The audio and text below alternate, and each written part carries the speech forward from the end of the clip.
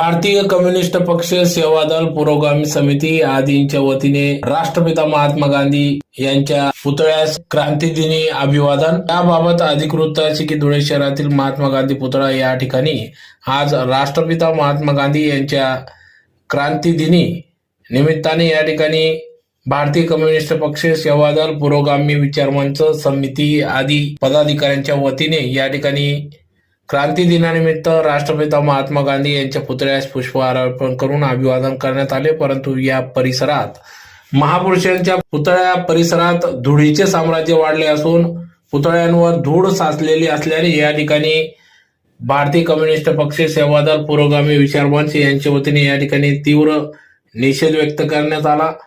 मनपा प्रशासनाचा निषेध या ठिकाणी व्यक्त करण्यात आला। तर प्रसंगी या ठिकाणी जातीय सलोखा राखत या ठिकाणी नाजनीन शेख यांच्या वतीने या ठिकाणी रक्षाबंधन दिवस देखील साजरा करण्यात आला।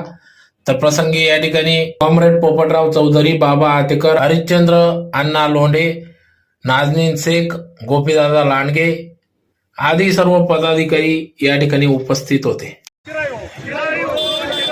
राष्ट्रपिता महात्मा गांधी अमर रहे, अमर रहे, अमर रहे। राष्ट्रपिता महात्मा गांधी अमर रहे, अमर रहे, अमर रहे। 9 अगस्त क्रांति दिन चिराई हो, चिराई हो, चिराई हो। 9 अगस्त क्रांति दिन चिराई हो, चिराई हो।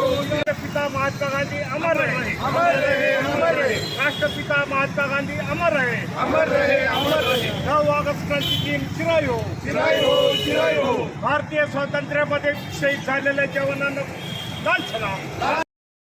एक है भारत, एक हो, एक हो, एक हो। संविधान आंबेडकरांचा विजय असो, महामानव डॉक्टर बाबासाहेब आंबेडकरांचा विजय असो, महामानव डॉक्टर बाबासाहेब आंबेडकरांचा विजय असो, विजय असो।